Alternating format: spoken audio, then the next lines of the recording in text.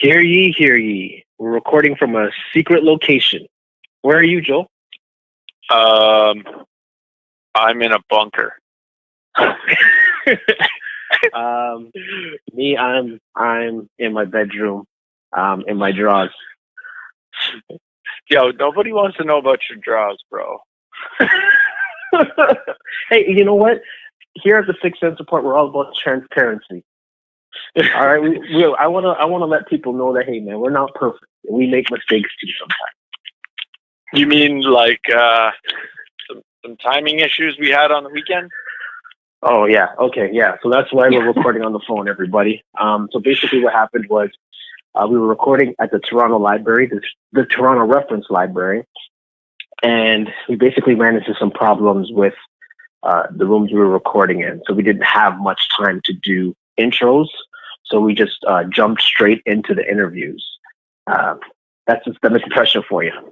They saw brother. They saw me. No, they saw me coming in, man. And I saw how they were looking at me. And from then, the lady, she stepped to me and I said, "Look, man, I'm not about that. I'm not about that. Don't stereotype me." They didn't see Joe was with me at the time. And Joe would have came in with his privilege and then would have straightened the whole thing out. But you know that for next time, right, Joe? Yeah. You're a great storyteller, bro. I'm just throwing shade. No, it was interesting. We had some interesting interactions with the staff. Right. Shout out to the boy who had our back, though. Oh yeah. So yeah, I had to holler at the man them to make sure that everything was Christian. Okay, so Darnell, why don't you tell the listener what they're in for and why you thought it was a necessary conversation for us to have. Okay, so this conversation is about Sir John A Macdonald and the statues, and basically looking at within Canada, removing the statues and symbols of men who were affiliated with the residential schools, where the Indigenous people were, some would say, oppressed under white leaders in Canada. So I decided to bring in the head of the history department at Tyndale University and Seminary, Brad Faught. So Professor Faught's one of my professors when I was history major at Tyndale, and he was glad to come in, and he was really awesome. And so I thought it would be good for him to kind of walk us through the history of Sir John A Macdonald and how do we do history from an academic perspective. Okay, and so Joel, why don't you tell, what did you like about the interview? I learned a lot. My extent of history courses was limited to what I was forced to take in high school. And I was probably too busy trying to flirt with the girl in front of me than paying attention. So my knowledge of Sir John A. Macdonald was limited. Let's just put it that way. I learned so much, to be honest. I really appreciated the context and even, building up to who he was. Right away I was like, oh yeah, Sir John A. Macdonald, first Canadian Prime Minister. Okay, what else? I don't know anything else. Like going into that, that's literally all I knew. He's on our money, right? Like, well, not anymore. But that's that's conversation. Right. Yeah. So I just found, he was like, the professor was so knowledgeable.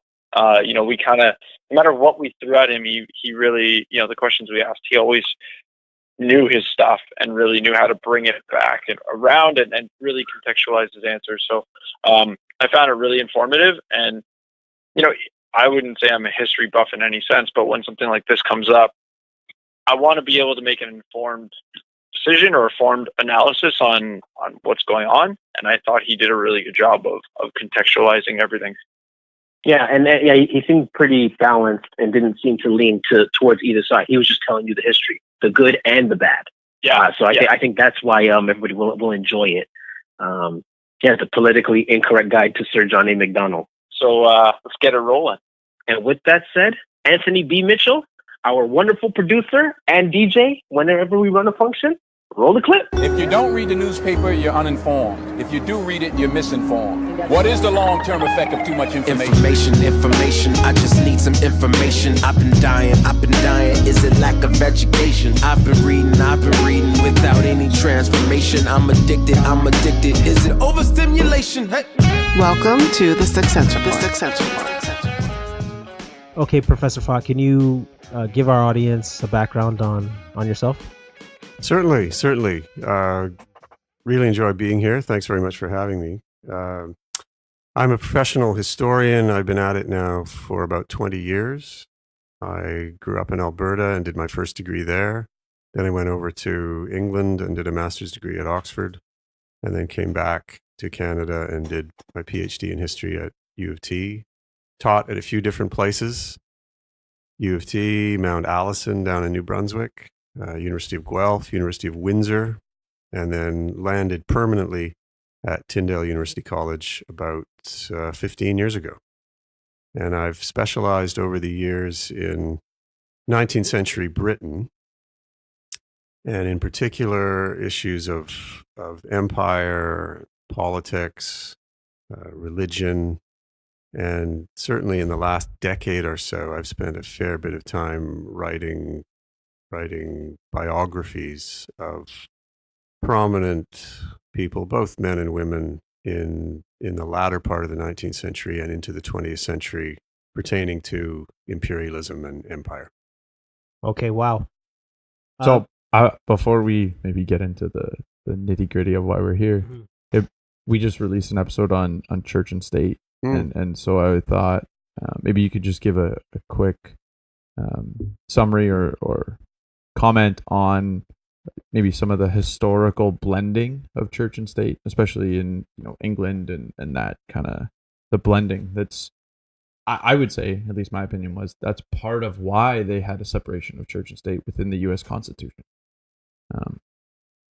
Yeah, good question, big question.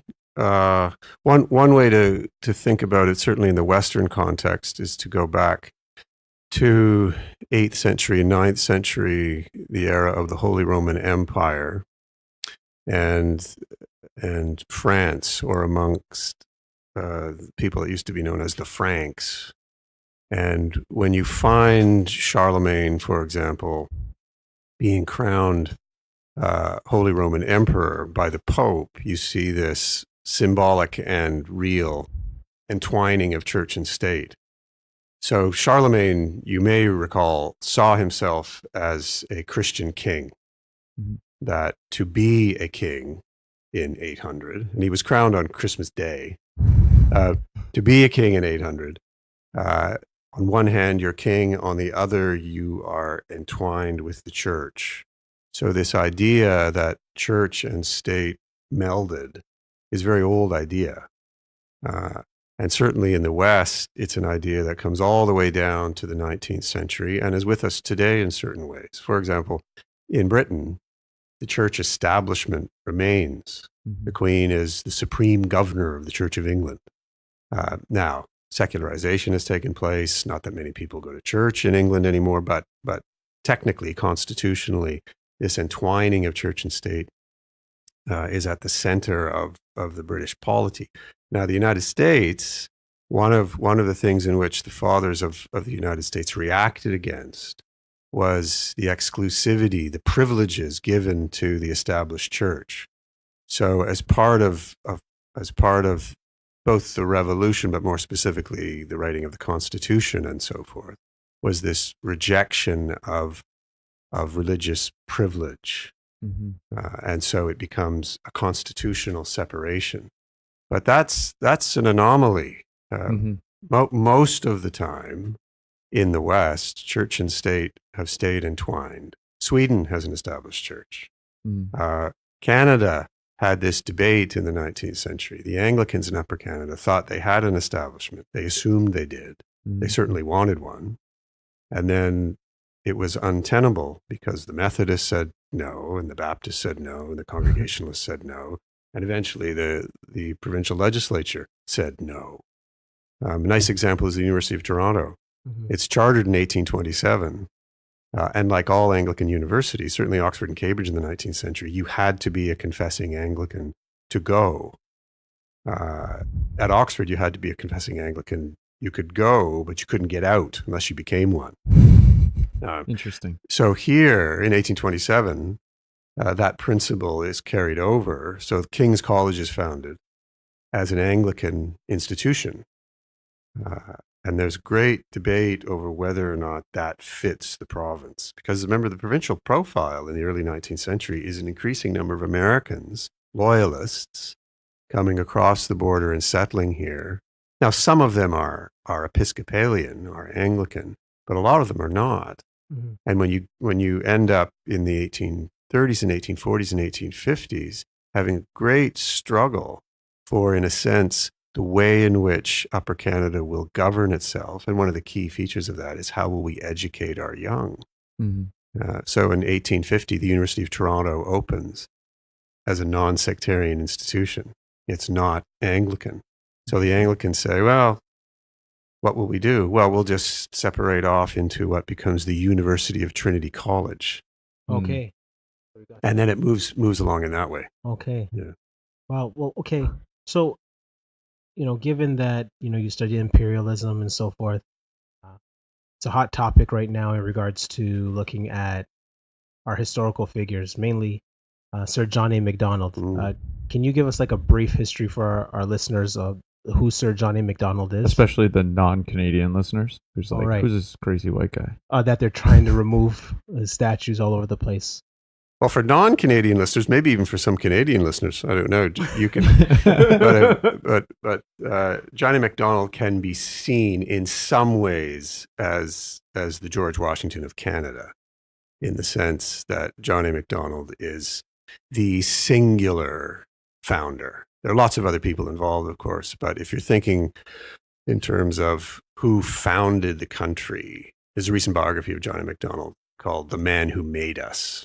Biography by Richard Gwynne, 2 volumes, called Sir John A. Just John A., The Man Who Made Us, by Richard Gwynne. And in that sense, he's the singular founder. Like a lot of 19th century immigrants, he came from the British Isles. In his case, he came from Scotland. He was born in 1815 in Scotland, immigrated with his family as a 5-year-old. So even though culturally, he was a Scot, or a Scotch, as they used to be called in the 19th century in Canada. He was, in just about every way that shaped him, a Canadian. So he grew up in Kingston, and just outside of Kingston, back in the days when Kingston was a significant, though small, city, as all Canadian cities were in those days, in what was called Upper Canada, the forerunner of both Canada West and then Ontario. Became a lawyer, and in those days, you didn't go to university to become a lawyer. You articled. You went right into a law office, and you were apprenticed essentially as a lawyer. So he's a practicing lawyer early in the 1830s as a very young man. And he practices in Kingston, he practices in Napanee, all around the area. Kingston is tiny, as I said. It has maybe a population of 5,000 people in those days. But it's important. It's important geographically. It's important politically. It's important militarily, because that will be the place where Upper Canada, in a sense, defends itself with Old Fort Henry, and then eventually the Royal Military College. So in the 1830s, he becomes prominent locally as a lawyer, and then becomes a municipal politician, and then he becomes a provincial politician in the old Upper Canadian House. And then after 1841, the Act of Union rejoins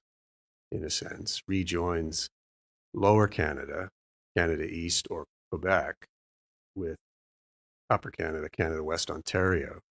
And then he becomes a Canadian politician after that. Because after 1841, the province of Canada, the forerunner of of Confederation Canada is established, which is wholly a colony of Britain, but increasingly operates as certainly semi-autonomous gradually in internal matters. And that will stay the case in various ways all the way through the 19th century. So he becomes quite prominent, quite well known in the 1840s. First as a defense lawyer in the 1830s and 40s, criminal defense lawyer. And then he becomes much more involved in corporate law and titles, that sort of thing. But he becomes well known, he's popular. Macdonald's in the 1840s and 1850s is Kingston's best known politician, and he's well loved in Kingston because he is funny, he's approachable, he's quick with the repartee. He's a drinker in an age when just about all public figures, all public men, drank heavily. There are literally hundreds of pubs in Kingston, and he becomes a kind of epic drinker. In fact, all the way down to the 1860s. But society is not as censorious about that as it later becomes. There's a lot of drinking that goes on in public places. Elections are accompanied by drinking. The sessions of the legislature are accompanied by drinking. So in retrospect, we always think of John A Macdonald, the drinker, the drunk. He wasn't simply that, and he wasn't so unlike a lot of his peers. But it does ultimately become a problem, politically and otherwise. Right, of course. So now, in regards to the uproar with him and the indigenous schools and his relationship to it, can you talk more about that? Certainly. So you may recall that John A, or Sir John A, as he becomes right around the time of Confederation, is the first prime minister. The BNA Act, the British North America Act, is the successor to a couple of previous acts of the British Parliament. So, and all of those acts, whether it's the Royal Proclamation of 1763 or the Constitution Act of 1791 or the Act of Union of 1841, all of those acts give certain kinds of responsibilities, crown responsibilities over Indigenous peoples, or Indians, as they were called in those days. So the BNA Act does the same thing. So when the BNA Act is enacted in 1867, responsibility for Canadian Indigenous peoples falls to the federal government. So what had been a crown responsibility, the establishment of reserves and so forth, falls now under the Canadian government.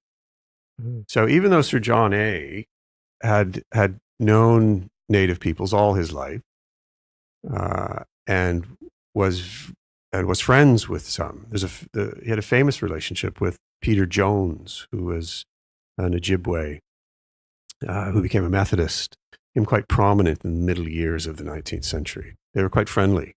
When John A was practicing law in Napanee, he got to know the Tyendinaga, who are right there. So he's very familiar with certainly the Aboriginal population in what is now Ontario after 1867. As Prime Minister, of course, he now has to take ultimate responsibility for the welfare of the Aboriginal population, not simply, of course, in Ontario or Quebec or the Maritimes, but as the country expands, 1871, British Columbia joins, the Northwest Territories, as they were called then, in between Old Rupert's Land, Old Hudson's Bay Company land, those lands become under the control of the Canadian government after 1870, when they're sold, when the Hudson's Bay Company sells them. So all of that territory with all of those Aboriginal peoples now fall under the constitutional control of the Canadian government, which means that Sir John A Macdonald takes a direct role in that, not only as Prime Minister, but he accorded himself a number of other positions, other cabinet positions, which gave him sort of, in a sense, personal control over some of these portfolios, including Aboriginals or Indians. Mm-hmm. So what was the goal of this whole policy in regards to having rule over the Indigenous people? Like, what was their goal? What were they trying to get out of it? Or that's the $1 million question, and that's certainly the controversial question in our own day. In their day, and I know it's very difficult to sort of take yourself back to what it is they're trying to achieve and what the context is and what the expectations are and what the assumptions are. But in their day, it's a combination of opening up territory for conventional agricultural settlement. So hence the treaty system, the cession of land by Native peoples to the Crown, in the form now after 1867 of the Canadian government, is one of the objectives. So the Canadian government wants to put an increasing amount of land under agricultural settlement. The other part of it for the government is that the cultural assumptions were that Native peoples were not going to be able to cope with the onrush of, as was always used in this period, civilization. They were not going to be able to cope with the growing population, the advance of agriculture, the sheer disproportionate population numbers. So part of the impulse of the government in this period is to offer a form of protection. Now, it sounds paternalistic. It was paternalistic. Governments are always paternalistic, whether then or now. So that's not really much of a criticism. Mm-hmm. But the impulse is twofold. One, open up land for settlement. Two, offer some measure of protection against the hard edges of the settlement project, whether that was in Ontario in the first instance, or whether that becomes the West gradually in the 1870s. Okay. Wow. So then, like, connecting the dots in regards to how, because everybody's pretty mad about Indigenous schools. Yeah. Yeah, man. Yeah, and just how I guess the kids were treated, and the assimilation and the pushing of the Christian gospel on them. What do you have to say to that? Yeah, I mean, obviously in our time, the assumption that the state and the church acted together to forcibly assimilate, to strip away from Canadian Aboriginals their history, their language, their culture, their identity. These all resonate in an extraordinary way in our own time. Identity politics is the name of the game right now. So anything that retrospectively or historically has damaged that clearly has great resonance. At the time, almost nobody thought like that. Of course. So it's difficult to impute to such people, in our view, a kind of sinister intention. So whether it was the government through the auspices of the Indian Act, or whether it landed in the lap of the various churches who were given the task of establishing the schools and running them, so the Roman Catholics and the Church of England in Canada in those days, as it was the Presbyterians to some extent, almost no one who would have been given the assignment of establishing residential schools beginning in the 1880s would have thought that they were doing the wrong thing. And no one around them in society would have thought they were doing the wrong thing. They're now easy marks. Yeah, hindsight's 2020. Yeah, they're now very easy marks in our culture to say they all did the wrong thing.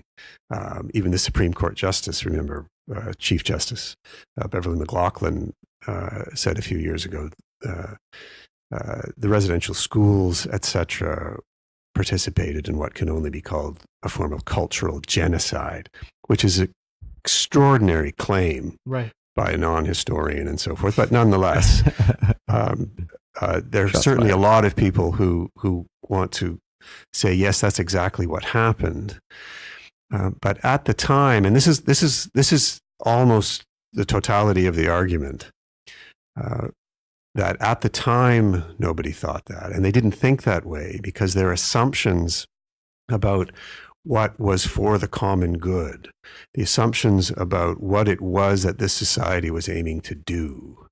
There was also the fact that the Canadian government and the Crown before the Canadian government, the British Crown, did in fact take a more capacious, softer, gentler, paternalistic view towards the Aboriginal peoples of their territory than was seen south of the border in the United States. The Indian Wars in the United States were clear, they were calculated, and they were wars. Mm-hmm. They were presented that way, they were pursued that way, they were executed that way. There's really no equivalent in Canada to that. Yes, there's plenty of paternalism, there's plenty of assimilation, there's plenty of intention to create out of the population of Canadian Aboriginals Westerners, in the sense that we want these people to be able to function in Western civilized, and I put civilized in quotes. You can't see me doing that, but I'm doing that.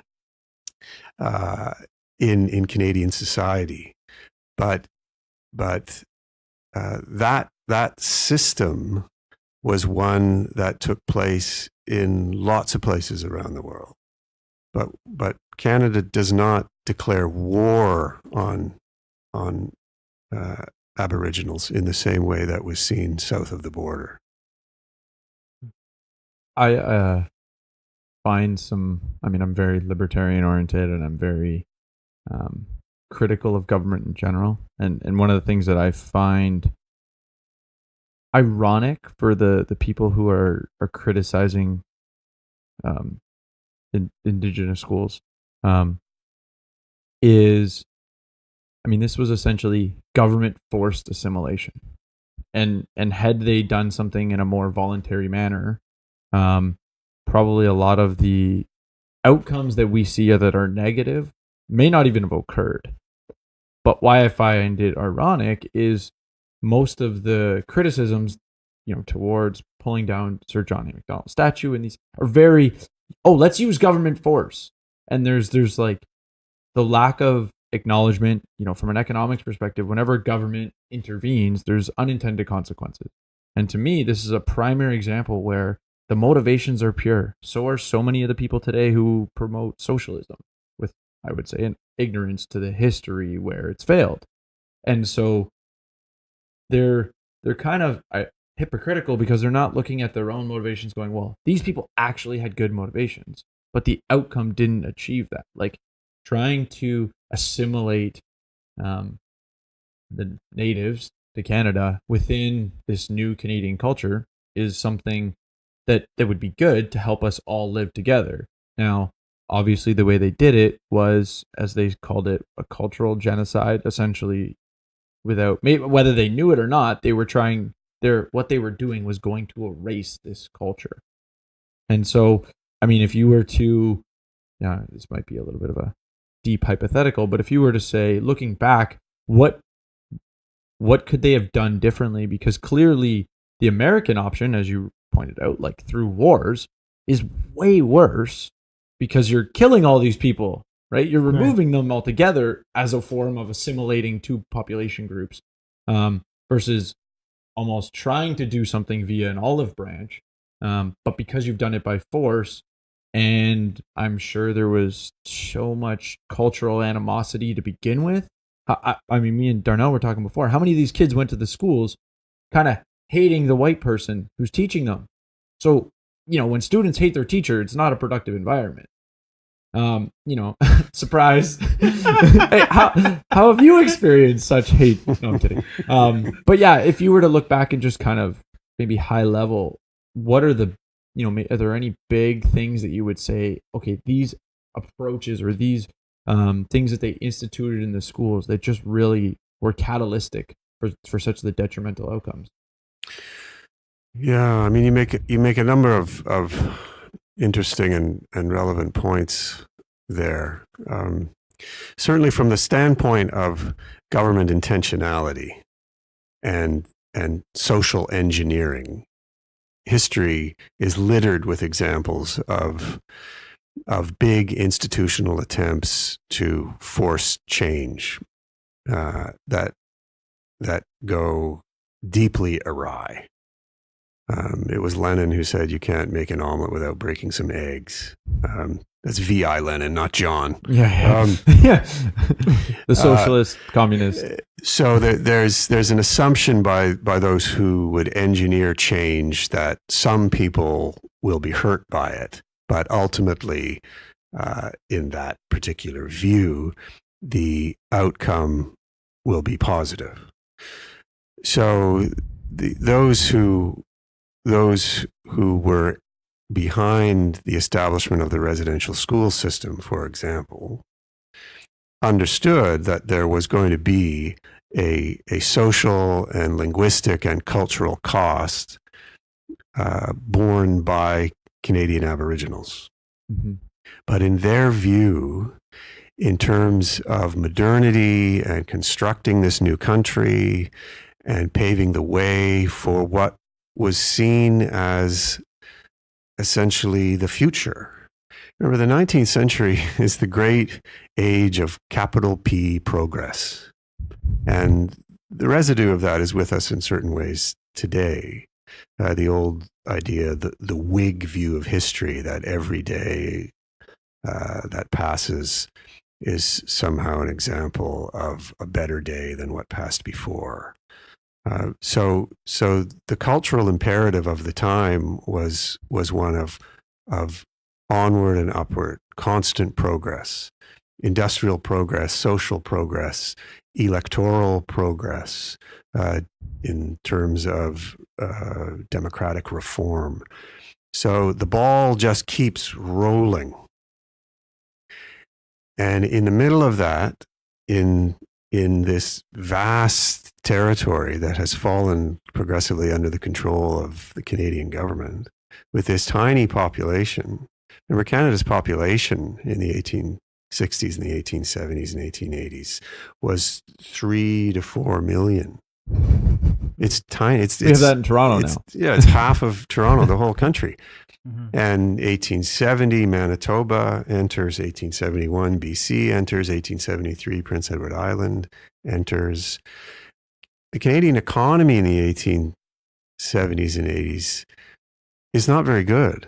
Yeah. It grows at about 1% a year. Immigrants come here and take a look around and go to the US. Mm-hmm. by the thousands. Wow. So Macdonald, in the midst of this, is thinking of various ways in which to make Canada more attractive. And one of those ways is to begin to open up the West. Mm. And Vancouver Island has been a colony. The colony of British Columbia has been established. They are now the province of British Columbia.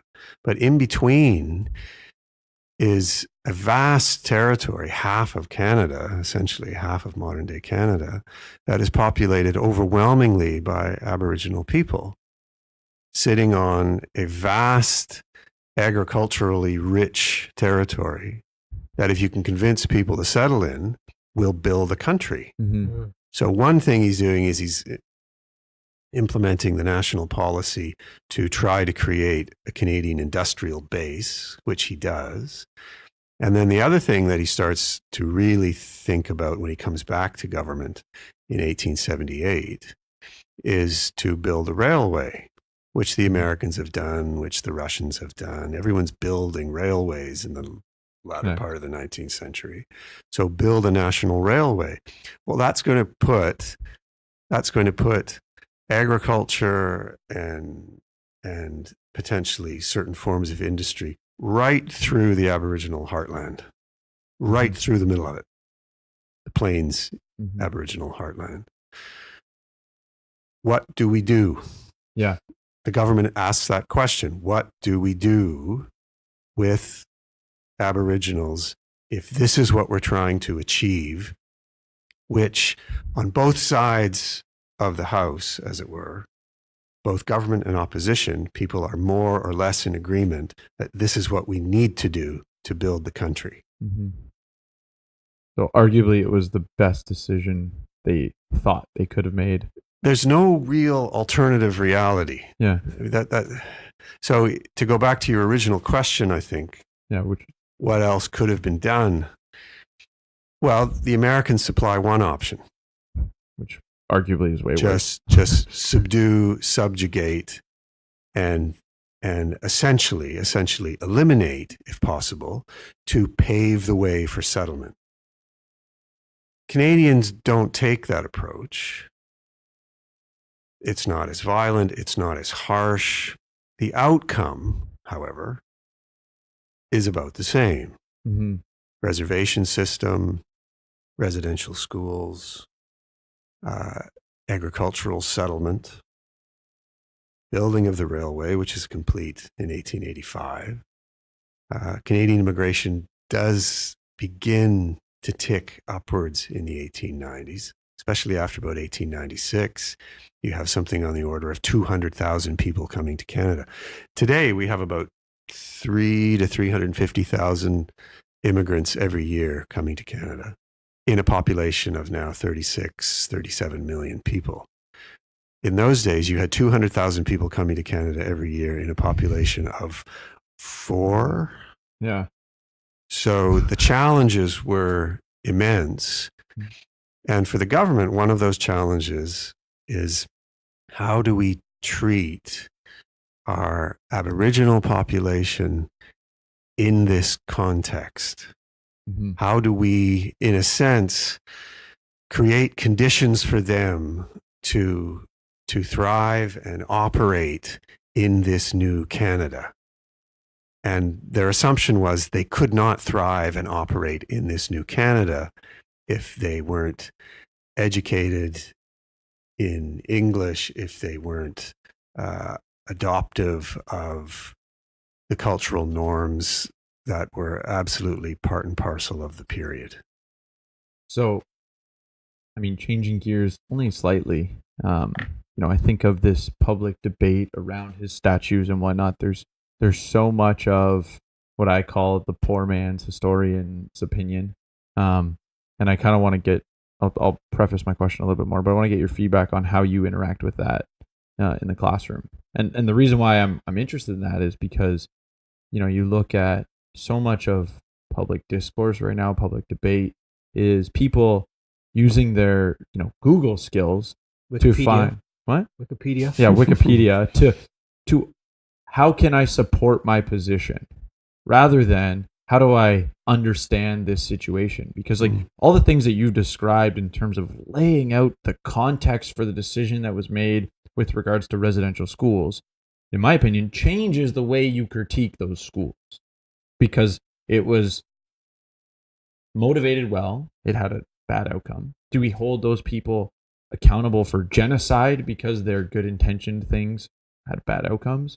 I mean, it's not like we can compare this to the Holocaust where they claim good intentions, but clearly it was intentionally killing people.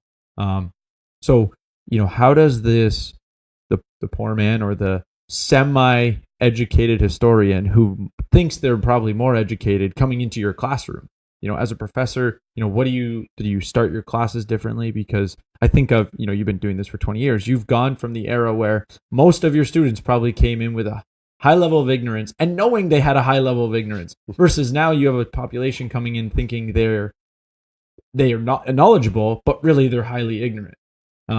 Just in terms of probably the materials you're about to teach. So I'm just curious how that's changed, maybe, the way you teach, the way you preface things, and how that culture of your classroom has changed.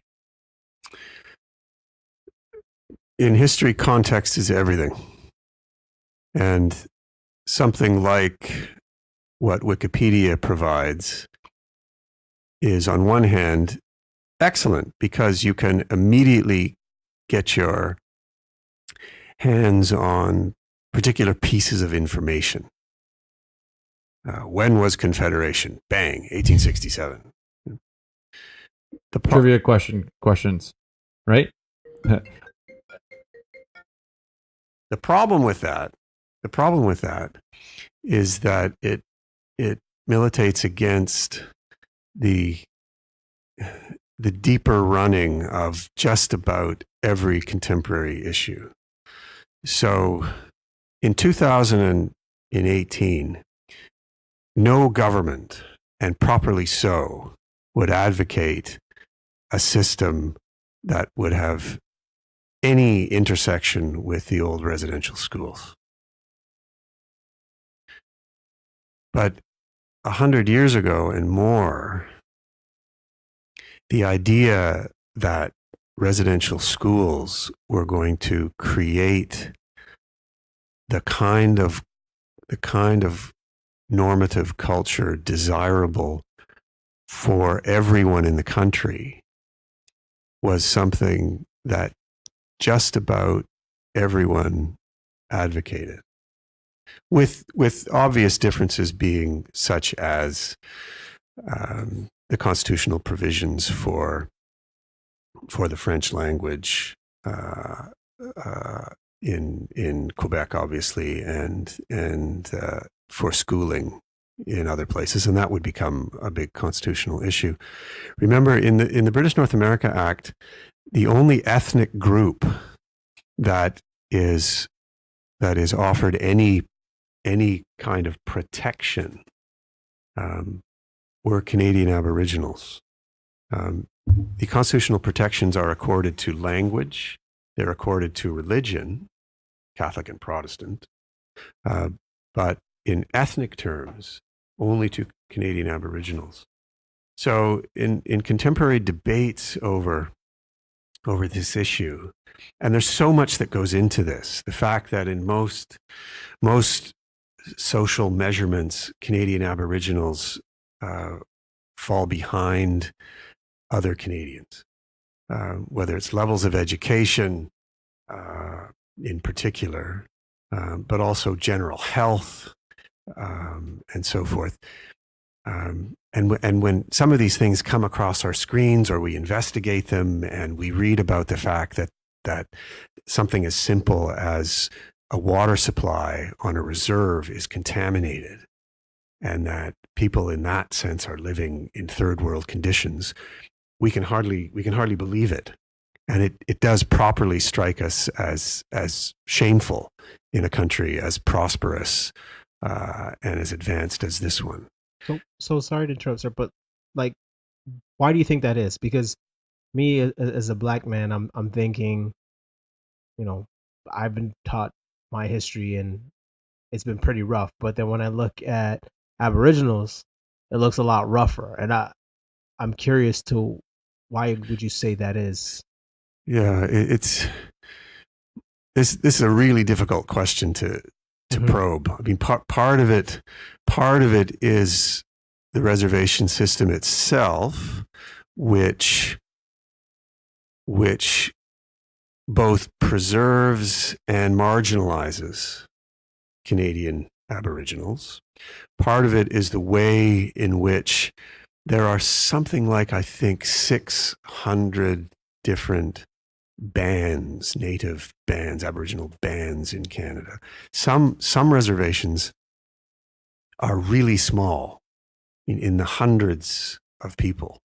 So just basic opportunity cost, basic economic drivers for things like sanitation and water and so forth are extraordinarily difficult to maintain economically, financially in some of the far-flung reserves. And often what we read about are examples on those reserves in those places. The Indian Act, as it was written and as it comes down to us now, restricts what Aboriginals can and can't do in various ways. And that has cast a long shadow over the way in which Canadian Aboriginals have been able to sort of take control of their lives, sometimes in very basic economic ways. Almost 50 years ago, when Pierre Trudeau was Prime Minister, there was a great debate by the Liberal government at that point in time as to whether or not the Indian Act should be phased out. That Trudeau, of course, one of his calling cards as both a politician and a kind of political philosopher was total equality. That all Canadians, French, English, and everyone else, absolutely equal. So the great Enlightenment ideal. Mm-hmm. So one of the things they considered was the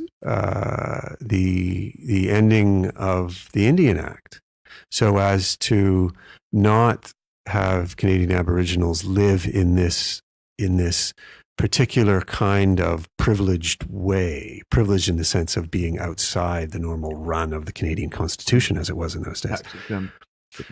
Yeah, living on reserves, all of these sorts of features, and it was heavily debated, and ultimately, the government stepped back from it when the pushback against its ending came principally from the Aboriginal community, that it was seen as too radical a move, that it would be too harsh a step to take to go from the world of the Indian Act into this world of full equality.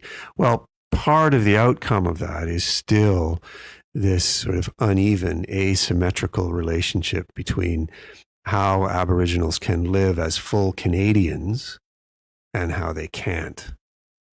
And we see this come out in various ways, including education, in the past few years, as well as crime. Yeah, in regards to the incarceration rate. Yeah, absolutely. Right, so, I was out in BC visiting my uncle, and he's talking about they give money or build a house for on a reserve for Aboriginals, and they literally start stealing wood from their walls to build fires. And there's this, for me being economically oriented, the things that I would recommend towards third world countries, there's a lack of property rights. And freedom and property rights are so fundamental for prosperity, for growing, for, if you don't own your property, why are you going to invest in it? And so I would argue these reserves are essentially a socialist utopia, another example of that collective ownership of everything failing. And because the individual people have to leave the reserve and essentially leave their community to start owning their own property. And so for me, the recommendation would be transitioning away would be dividing this property collective amongst everybody. And if they want to live together, great. If they want to move out or sell it elsewhere, whether you have reciprocal agreements to maintain the community, but bring the ownership beyond the collective. Yes, I mean the question of property rights, economic incentives, control, ownership. There's a great tension. There's a great tension between governments, between government and Aboriginal groups, the Assembly of First Nations and so forth, over what the right balance is between the maintenance of the reservation system and the implementation of a wider regime of property rights. And I mean, everyone has anecdotes akin to what you're offering. The deeper question is, what is the nature of citizenship in the 21st century for Canadian Aboriginals? I mean, John A Macdonald, in his time, was about as progressive on these sorts of issues as anyone would be in his time. He's held up today, particularly because of a few comments he made in the 1880s in terms of trying to clear Aboriginals out of the way of Western settlement. And some of the things he said were pretty harsh. Some would say racist. I don't know. And inappropriate. And certainly by our standards, racist. Remember, in the 19th century, the term race essentially meant ethnic group. Now we can say that, yes, he's speaking in racist terms, but a lot of people spoke that way. Right. So to sort of cherry pick Sir John A is in some ways unfair. On the other hand, he's the Prime Minister. So ultimately he has to be responsible for these policies. In our day, I mean, I was in Victoria in the summertime. I walked right by the City Hall in downtown Victoria, where John A Macdonald's statue had been until about 2 weeks earlier, when it was literally attached to a crane and pulled out of there. Now, a lot of Canadians find that offensive, but for some, he is sort of the target of a whole congeries of problems that today seem to be problems that cannot ultimately be solved, and the roots of them stretch back to this period. And if such policies hadn't been enacted then, we wouldn't have such problems now. So there's a great deal of pent-up frustration over the fact that these kinds of issues, the things we've been talking about, can't be solved. So let's blame Sir John A for the fact that these problems are still with us. In historical context, doesn't really work that way. So, I mean, there's this aspect, where we talked about the poor man's historian, where they're just kind of like cherry picking, I've got enough information without getting the full context. There's another aspect to history that I think I can summarize by referencing. Have you ever heard the series called The Politically Incorrect Guide to? And they've got something like 45 or 32 books is the, I became aware of it because someone I follow is Tom Woods. He wrote the first one, which was called Politically Incorrect Guide to American History.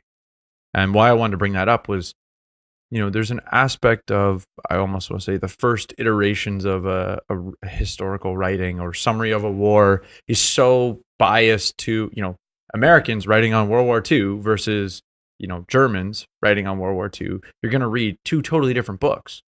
But, I would argue there's so much propaganda to some extent. And kind of where I think this is related is, there's shows out there like Hardcore History by Dan Carlin, who does like a 5-hour podcast on one war or one chunk of history. There's another one called Historical Controversies that I listen to through the Mises Institute, where they're retelling it, trying to be as honest as possible, giving the full context. And so I'm curious on, how much, you see that as important to read, timely history, but also far enough removed to remove the opportunity for propaganda, or to diminish the amount of propaganda that shows up in any sort of historical writing. Yeah, I mean, it's an old trope that the victors write the history, and I think that's always a fair criticism. So, for example, when the first great biography of Sir John A. Macdonald was written in the 1950s by a historian at the University of Toronto in those days named Donald Creighton, 2 volumes, magnificent piece of scholarship, but very little to say about Canadian Aboriginals. And certainly nothing of a critical nature. So here we are 75 years later talking about Sir John A. Macdonald. And then the last biography of Sir John A. Macdonald, which came out about 10 years ago, Richard Gwynn, he has a little bit more to say, as he should. And it's a little more critical, and yet it's not as critical as the way in which Sir John A. Macdonald is now being portrayed. So is there a balance to be struck there? Is there a right way forward to be struck there? Is Macdonald as bad as his now ardent critics would say he was? Or was he better presented by Donald Creighton in the 1950s by basically ignoring anything that now resonates with his critics? Somewhere in the middle of that, you find a proper contextual reading for John A. Macdonald's views of Aboriginal Canadians, the government's policy about how they should be handled, what the larger national questions were at the time. I can understand the sensitivities, the frustrations of a contemporary audience denouncing Sir John A. I mean, the Canadian Historical Association a few years ago had an award called the Sir John A. Macdonald Award. They've gotten rid of it. Yeah. Gotten rid of it. Do we still have a Sir John A. Macdonald Day, January 11th? Is that still? It's still there, although it never was much acknowledged, and now probably less than ever. Right. But on this sort of question, like just about every other historical question,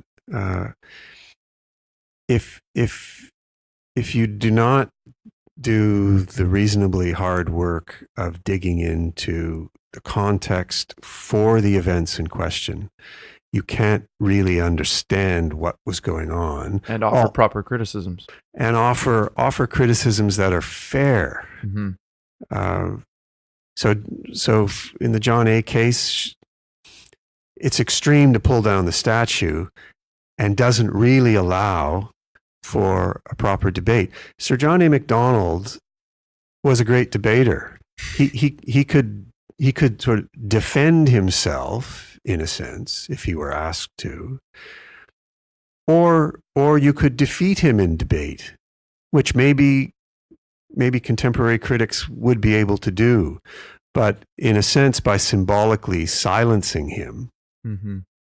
I think that opportunity for a fuller historical contextual understanding is lost. And I think that's what's lost when these kinds of issues shoot skyward in the way they do, without being able to really discuss them and understand them in their context. Okay, and just a final question, just in light of our cultural context today, in the name of reconciliation, what it looks like the social justice movement is trying to do is rewrite history or maybe even erase it. Is that possible? No, history will always out. I mean, truth and reconciliation is an honorable end. Certainly, this was found to be the case in South Africa to try to deal with the legacy of apartheid, and certainly truth and reconciliation in Canada over the way in which Aboriginals have been treated. But I think in the same breath, it must also be remembered that the ways and means of history can only be understood contextually, and certainly in the case of the way in which the government acted towards Canadian Aboriginals in the 1870s and 1880s and afterwards, has a particular kind of history that isn't well served by simply finger pointing in the 21st century. Mm-hmm. So, I mean, I've definitely learned way more about our first prime minister than I ever thought I would know. I mean, I was like, when he brought it up to me, I'm like, I think that's our first prime minister. Let me just Google that to double check to make sure I'm not ignorant as I think I am. But, so I've definitely appreciated this. I mean, it gives me more confidence to go, okay, I know where I stand on this issue. For any of our listeners that want to reach out to you and maybe have any questions related to Sir John A or anything else with regard to history, what's the best way for them to get in contact with you? By email at bfaught, FAUGHT, at Tyndale, TYNDALE.ca. Great. I'll make sure that's in our show notes page so that people can find it. Yeah. Thank you again. Yeah. Thanks again. By the way, you're my favorite professor, history professor. Oh, that makes coming in well worth it then. No, thanks for having me on. I've really enjoyed the experience. Thank you. All right. Thank you. But you heard me? Does that make sense? Madden and Mitchell Media.